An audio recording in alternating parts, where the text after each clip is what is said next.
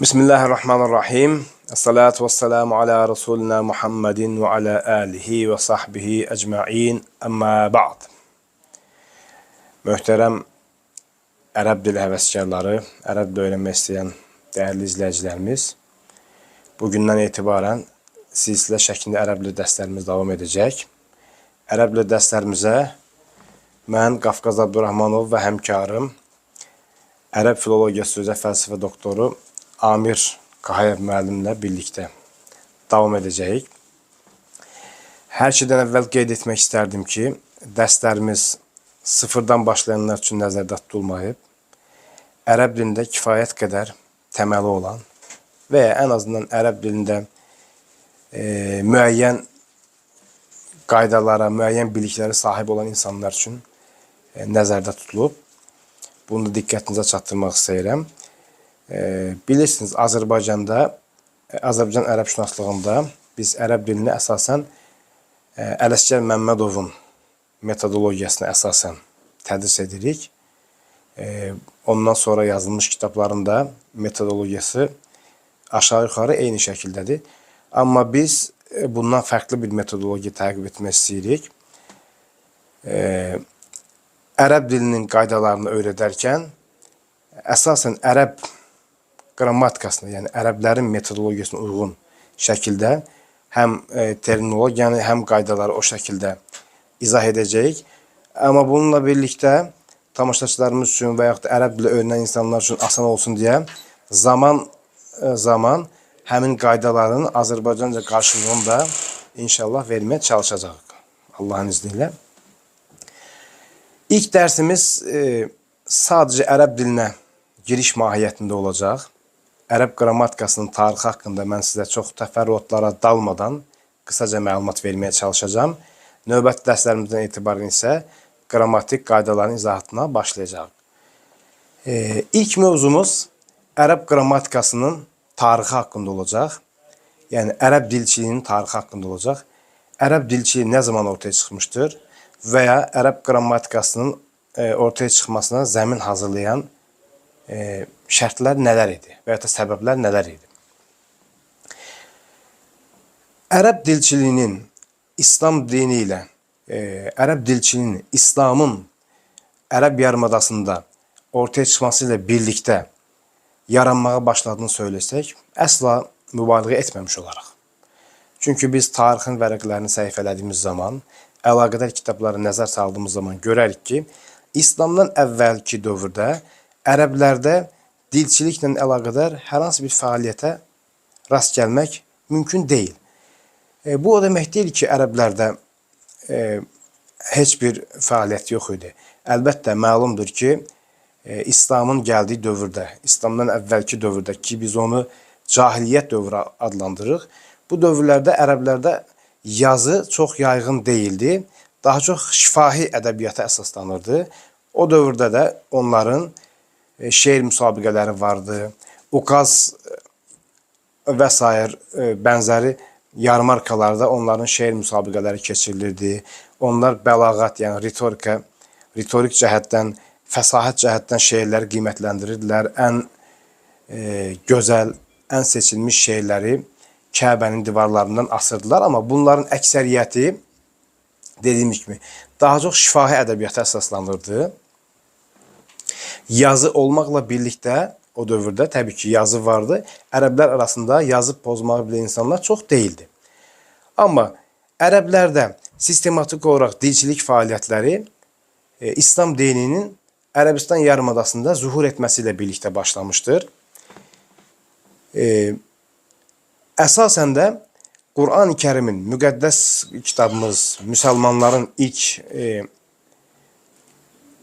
İslam hüququnun ilk əsas mənbəyi olan Quran-ı Kərimi doğru anlayıb başa düşmək, Quran-ı Kərimi təhriflərdən qorumaq, digər insanların da Quran-ı Kərimi anlayıb dərk etmələri üçün ilk dilçilik fəaliyyətləri başlamışdır. Biz baxdığımız zaman görürük ki, məhz ərəblərdə, ərəb dilçiliyində ilk fəaliyyətlər Quran-ı Kərimin nöqtələnməsi və hərəkələnməsi ilə əlaqədar fəaliyyətlərdir. Bilirik ki, Quran-ı Kərim toplanıb kitab halına salındığı zaman hərəkətsiz və nöqtəsiz idi. Yəni ilk Musaf dediyimiz ilk kitablar, yəni ilk Quran-Kərimin Musafı hərəkətsiz və nöqtəsiz idi. Daha sonra fəthlərin genişləməsi ilə birlikdə qeyri-müsəlmanların İslama kütləvi şəkildə girməsi, ərəblərin öz dillərində müəyyən kobud səhvlərə yol verməsi və sair səbəblərlə insanlar arasında Quran-Kərim oxuyarkən müxtəlif ixtilaflar ortaya çıxmışdır. Bunu qarşılamaq üçün və ya Quran-Kərimin öyrədilməsini asanlaşdırmaq üçün əvvəlcə Quran-Kərimin hərəkələnməsi fəaliyyətinə başlanmışdır. Təbii ki, hərəkələnmək dediyim zaman günümüzdəki mənada hərəkələnməyi qəsd etmirik. Bu fəaliyyət ilk əvvəl Əbul-Əsvəd Əd-Duəli tərəfindən başladılmışdır. Əbul-Əsvəd Quran-Kərimi hərəkələnmişdir. Daha sonra isə çox az bir zaman sonra Quran-Kərim Nasr ibn Asım adlı şəxs tərəfindən Quran-Kərim doğru anlamaq üçün ərəb hərfləri nöqtələnməyə başlanmışdır. Yəni gördüyümüz kimi ilk dilçilik fəaliyyətləri sırf Quran-Kərimi təhrifdən qorumaq və ya Quran-Kərimin digər insanlara öyrədilməsini asanlaşdırmaq məqsədi ilə ortaya çıxmışdır. Deyilənlərdən belə nəticəyə gələ bilirik ki, ərəb dilçiliyində ilk fəaliyyətlər məhz Quran-Kərimi anlamaq, Quran-Kərimi qavramaq, onu təhriflərdən qorumaq məqsədi ilə ortaya çıxmışdır. Amma sistematik bir şəkildə ərəb qrammatika elmi nə zaman ortaya çıxmışdır və bunun ortaya çıxması səbəbləri nədir? Biraz da bunun haqqında mən bəhs etmək istəyirəm. Təbii ki, bunlar da yenə Quran-Kərimlə bilavasitə əlaqədardır və yaxud da İslam dininin ortaya çıxmasına bilavasitə əlaqədardır deyə bilərik. Az öncə qeyd etdik ki, fəthlərin genişləməsi ilə birlikdə qeyri-ərəblər, ədəbiyyatda biz bunlara əcəm deyirik. Qeyri-ərəblər ilə ərəblərin bir araya gəlməsi, bunların evlilik yolu ilə bir-birləri ilə evlənməsi və yaxud da eyni cəmiyyətdə, eyni qəsəbədə, eyni kənddə, eyni şəhərlərdə yaşaması kimi səbəblərdən ötürü ərəblərin dilində ərəblər öz dillərini danışarkən kobud səhvlərə yol verməyə başladılar ki, buna biz dilçilik ədəbiyyatına, dilçilikdə termin olaraq lahan deyirik. Ərəbcə bir kəlmədir. Kobud səhv, kobud xəta mənasına gəlir. Yəni ilk qrammatikanın, belə deyək, qrammatika elminin ortaya çıxmasını sürətləndirən səbəblərin başına təbii ki, ləhn hadisəsi gəlir. Lahan dediyimiz, yəni kobud dildə kobud xətaların baş verməsi. Əslində ləhn hadisəsinə Peyğəmbər sallallahu əleyhi və səlləm dövründə də az da olsa rast gələ bilirik. Daha sonraki xəlifələr dövründə də lahan hadisəsinə biz rast gələ bilirik. Məsələn, Həzrət Ömər dövründə Həzrət Ömərə, yəni xəlifəyə məktub göndərən min Əbu Musa Əl-Əşari kəlməsi ilə başlayaraq məktub göndərən valini Həzrət Ömər kobudlamış və onun bir illik maaşının gecikdirilməsini söyləmişdir. Bunun kimi Həzrət Ömər dövründə də müəyyən insanlar arasında xətaların görsəndiyini, ortaya çıxdığını biz görə bilirik. Amma əsasən dediyimiz kimi fəthlərin genişləməsi ilə birlikdə Əməvilər dövründə lahan hadisələri, yəni dildə kobud qrammatik xətaların istifadə edilməsi hallarına rast gəlinmişdir. Ərəb qrammatika elminin ortaya çıxmasını əsasən sürətləndirən səbəblərin başına bu ləhn hadisəsi gəlir. Yəni ərəblərin dilini, xalis dilini, saf ərəb dilini, xalis ərəb dilini xətalardan qorumaq məqsədilə qrammatika elmi ortaya çıxmışdır. Qrammatika elminin müəssisi, yəni təsisçilərindən, qurucularından Həzrət Əli hesab edilir. Biri Həzrət Əli hesab edilir. Yəni ədəbiyyatda bununla əlaqədə fərqli rəvayətlər var. Rəvayətləri biz bir araya gətirdiyimiz zaman Həzrət Əli tərəfindən ilk qrammatika elmi sahəsinin ilk fəaliyyətlərinin Həzrət Əli tərəfindən başlatıldığını görə bilirik. Bəzi rəvayətlərə görə Həzrət Əli müəyyən qaydaları, qrammatika ilə müəyyən qaydaları hazırlanmış. Daha sonra o dövrün məşhur alimlərindən, dilçilərindən biri olan Əbul Əsvəd Əd-Duəliyə unhu həzən nəhvə, yəni bu istiqamətdə addımla əmrini vermişdir. Ona görə də deyirlər ki, nəhv elminin əslində adı buradan gəlir. Bunun xaricində yenə Həzrət başqa bir rəvayətə görə, yəni ki, dilçilik fəaliyyətlərini, xüsusilə qrammatika elminin, ərəb qrammatikasını yazmağa sövq edən səbəblərin başında bəzi rəvayətlərə görə isə belə bir hadisə gəlir. Həzrət Ömər dövründə bədəvi ərəblərdən biri digərindən Quran-ı Kərimdə Tövbə surəsinin bir ayəsini İnnallaha bəri'un minəl müşrikinə və Rasuluhu ayəsindəki Rasuluhu kəlməsini Rasuluhu şəklində oxumuş. Bədəvi də ona öz etirazını bildirmişdi, yanlış olduğunu bildirmişdi. Bu da qrammatika elminin ortaya çıxmasını sürətləndirən səbəblər arasında gəlir. Amma ən məşhur rəvayətlərdən biri də, təbii ki, onu da mən burada qeyd etmək istəyirəm. Əbul Əsvəd Əd-Duəlinin öz qızı ilə dialoqunda qızının kobud bir qrammatik səhvə yol verməsi də onun qrammatika qaydalarını müəyyənləşdirərək kitabxanına və yaxud da onu müəyyənləşdirərək yazmasına sövq etmişdir. Kitablarda belə bir hadisə nəql edilir, belə bir rəvayət nəql edilir ki, Əbul Əsvəd Əd-Duəli bir gün öz qızı ilə çadırında oturub səmaya, ulduzlara baxırmış. Qızı deyir ki, Mə əcməlus səmai. Bu şəkildə bir sual verir atasına. Atası dedi ki, Nucuməhə. Qız deyir ki, mən səmanın nəyi gözəldir, onu qəsd etmirəm. Əslində, yəni səma necə də gözəldir, onu qəsd etmək istədim, yəni təəccübümü ifadə etmək istədim. Əbul Əsvəd Əd-Duəli deyir ki, o zaman sən bu şəkildə deyəcəksin. Mə əcmələ səməə, yəni təəccüb cümləsi, biz ona təəccüb üslubu deyirik ərəb qrammatikasında. Mə əcmələ səməə şəklində deməliydin. Bu hadisənin də Əbul Əsvəd Əd-Duəlini ərəb qrammatikasını yazmağa sövq etdiyi nəql edilir.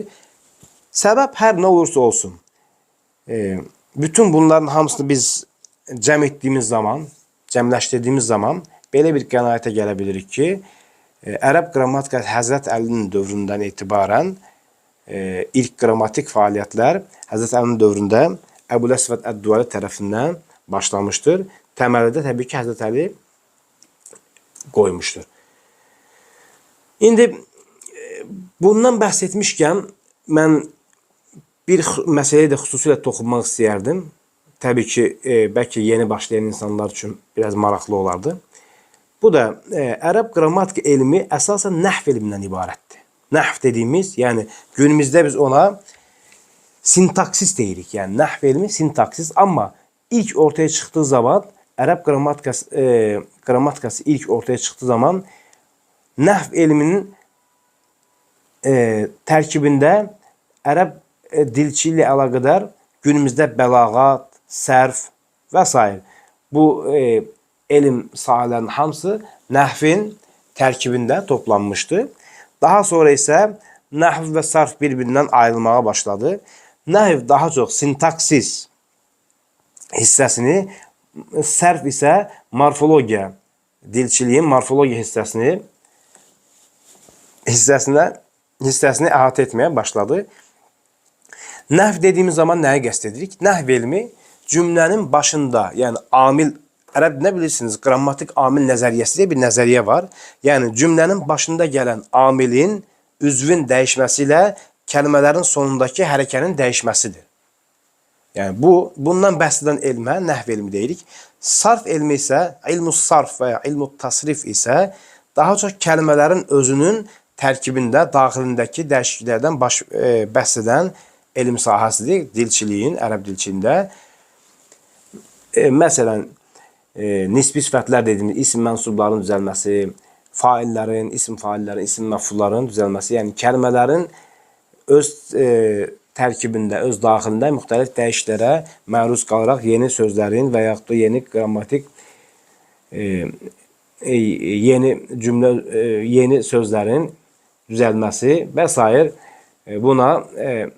Bunlardan bəhs edən sahəyə də biz sarf elmi deyirik. Bunların xaricində xüsusilə də ilahiyyat tələbələrinin öyrənməsi lazım olan bir sahəmiz daha vardır ki, buna da ilmul bəlağa deyirik. 3 hissədən ibarətdir. Bəyan, bədi, məani olmaqla 3 hissədən ibarətdir.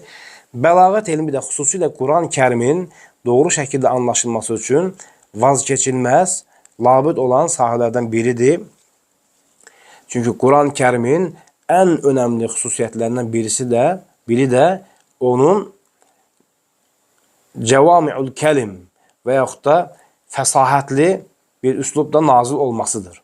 Çünki Peyğəmbərimizin sallallahu aleyhi ve sellem özəlliklərindən birisidir. Mən cəvami'ül kəliməm, yəni az sözlə çox böyük mənaları ifadə etmək qabiliyyətinə sahibəm. Quran-Kərimin özəlliklərindən biri də budur. Biz daha sonra inşallah bunlarla əlaqədar mövzulara toxunacaq. Ona görə çox təfərrüata girmək istəmirəm.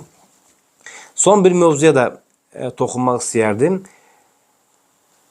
Bəs ərəb qrammatiklərinin, ərəb qrammatik elminin mənbələri, qaynaqları nədir? Biz bilirik ki, biz hər hansı bir elm sahəsindən, hər hansı bir şeydən bəhs edərkən fikirlərimizi bir şeylə qüvvətləndirməliyik. Yəni, hər hansı bir şeyə istinad etməliyik. Məsələn, dinimiz haqqında bəhs edərkən öncə Quran-Kərimə, hədislərə və s. istinad etməliyik.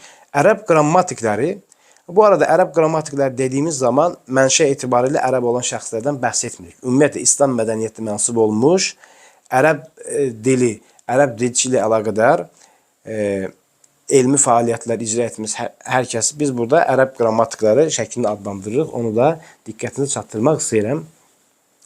Ərəb qrammatik elminin mənbələri heç şübhəsiz Quran-Kərim. Ümumiyyətlə, sadəcə ərəb qrammatikasını deyil, ərəb dilçiliyində istər lüğətçilik olsun, istər dilçiliyin digər sahələr olsun, xüsusilə də bizim hal-hazırda bəhs etdiyimiz ərəb qrammatika elminin ilk istinad mənbəyi Quran-Kərimdir. Hər hansı bir qrammatik qaydanın doğru və yanlış olduğunu və ya hər hansı bir qrammatik qaydanı biz müəyyənləşdirərkən ilk öncə Quran-Kərimə müraciət edirik. Yəni, ərəb dilçiləri ilk öncə Quran-Kərimə müraciət edirlər. İkinci istinad mənbəyi qrammatik qaydaların müəyyənləşdirməsi. İkinci istinad mənbəyimiz isə cahiliyyət şeiri adlandırdığımız, cahiliyyət dövrü ədəbi şeirlərdir. Xüsusilə də ədəbi əsərlərdir və bunlar da yəni xüsusilə şeirlərdən ibarətdir. Burada bir şeyə xüsusilə diqqət ayırmaq lazımdır ki, səhrada Hicri 4-cü əsrə qədər, şəhərlərdə isə Hicri 2-ci əsrə qədər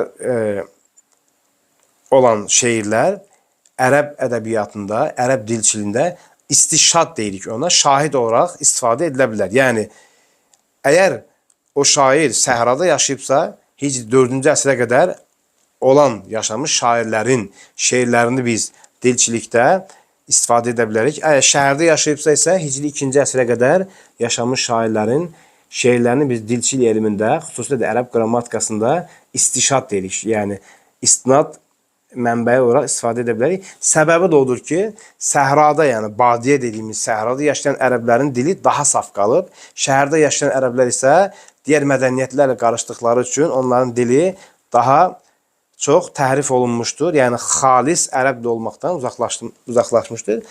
Üçüncü istinad mənbəyimiz isə, nəhv elminin, qrammatik elminin üçüncü istinad mənbəyi isə hədislərdir.